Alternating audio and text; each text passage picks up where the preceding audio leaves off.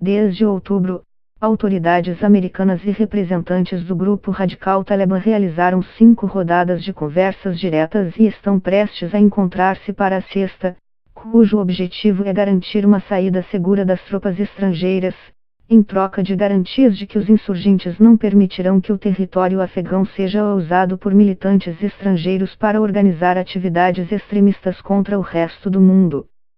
Uma coalizão liderada pelos EUA destituiu o Talibã do poder em 2001, em resposta ao abrigo dado à Al-Qaeda, grupo extremista que foi responsabilizado por Washington pelos atentados do 11 de setembro. Um raro consenso para resolver o conflito de modo pacífico, que tem se formado dentro e fora do Afeganistão, significa que a paz nunca esteve tão próxima, em um país que convive com guerras há cerca de 4 décadas. Ainda há intensos combates em todo o país, e, embora o Talibã esteja disposto a negociar, o grupo hoje controla e influencia mais território do que jamais deteve desde 2001, tem presença ativa em cerca de 70% do país.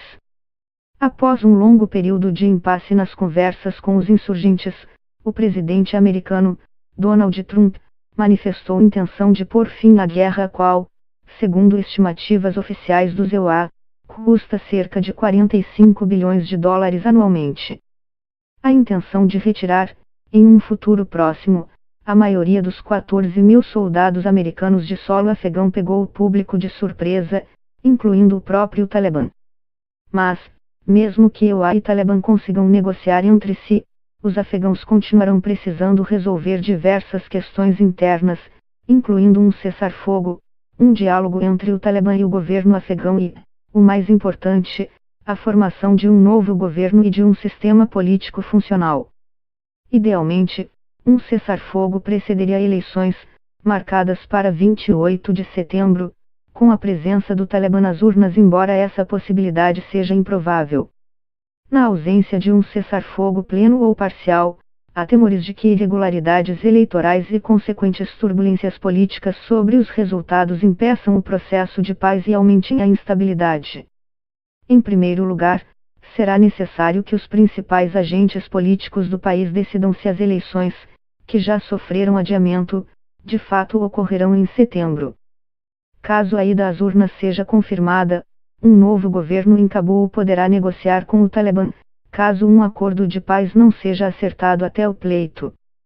Mas ainda é incerto se o governo eleito cumprirá um mandato completo ou se terá um caráter meramente interino, enquanto ainda é discutida uma nova partilha de poder com o Talibã. Existe, ainda, a possibilidade de as eleições serem adiadas novamente ou suspensas, o que levaria à extensão do mandato do atual governo até que se concluam as negociações sobre a reforma política. Uma assembleia de afegãos, localmente chamada de Loya Jirga, pode ser convocada para escolher um governo interino, que ficaria incumbido de convocar eleições assim que as tropas americanas deixassem o país e o Talibã fosse reintegrado oficialmente à vida política. Outra opção é organizar uma conferência internacional para discutir o futuro do país, incluindo políticos afegãos, potências internacionais e países vizinhos além do próprio Talibã. Haverá temas espinhosos para passar a limpo depois de 18 anos de conflito, cujo saldo é de centenas de milhares de mortos em todos os lados, entre insurgentes, civis e militares. Até agora, o governo eleito do presidente Ashraf Ghani não foi envolvido no diálogo direto com os insurgentes, que se recusam a negociar com um presidente que não reconhecem. Ao mesmo tempo, uma significativa parcela da população teme que compartilhar o poder com o Talibã leve ao retorno das rígidas e obscurantistas regras impostas pelo grupo durante seus anos no poder, sob uma interpretação rígida da lei islâmica. Nos anos 1990, quando governava o país, o Talibã bania mulheres da vida pública e as punia com apedrejamentos e mutilações. Desde a invasão soviética do Afeganistão, em 1979, há uma longa lista de acordos não cumpridos e tentativas fracassadas de pôr fim aos conflitos no país. A guerra pode continuar, e nesse caso a sobrevivência do governo dependeria fortemente de ajuda financeira e militar de aliados estrangeiros, sobretudo os EUA, e da unidade e comprometimento da elite política afegã. O Talibã, que emergiu justamente do caos da Guerra Civil, capturou Cabul em 1996 e comandou a maior parte do país até ser removido do poder pela coalizão liderada pelos EUA, em 2001. Se a negociação atual levar o Talibã de volta à vida política oficial de modo pacífico, o resultado pode ser o fim dos conflitos e a formação de um governo afegão representativo, uma vitória para todos os lados envolvidos.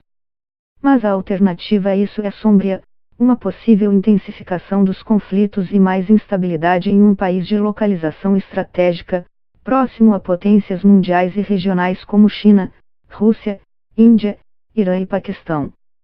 Um novo ciclo de caos político pode levar à emergência de novos e violentos grupos extremistas e de mais violência, em âmbito local e até mundial, foi em vácuos do tipo que surgiram grupos extremistas como a Al-Qaeda e o autodenominado Estado Islâmico. A história mostra que a mera iniciação de negociações e a assinatura de acordos não garantem que conflitos serão resolvidos de modo pacífico. São, na verdade, o passo inicial de um processo complexo de tirar do papel e colocar o acordo em prática, que é o maior desafio afegão. Sendo assim, um acordo prático será necessário para coordenar os esforços de paz, conter sabotagens e concretizar uma rara oportunidade de resolver 4 décadas de guerra. A delegação do Talibã envolvida nas negociações com os EUA inclui os chamados 5 de Guantánamo, ex-líderes do grupo que foram capturados após a queda do regime e ficaram detidos por quase 13 anos na polêmica prisão americana em Guantánamo. Eles nunca chegaram a ser formalmente acusados de terrorismo e foram entregues ao Catar em 2014 como parte de uma troca de prisioneiros envolvendo Bobby Bergdahl, soldado americano capturado por insurgentes em 2009. Os 5 homens são Mohammad Fazl, vice-ministro de defesa do Talibã em 2001, Mohammad Nabi Omari, apontado como próximo à rede militante afegã Haqqani, Mullah Nourullah Nouri, comandante sênior do Talibã e ex-governador, Khairullah Kaifiullah, ex-ministro do interior e ex-governador, e Abdullah Khwazik, vice-chefe de inteligência do Talibã.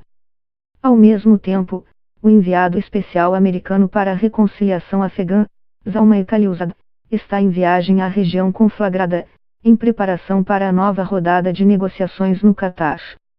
Em janeiro, ele afirmou já haver progressos significativos no processo conciliatório.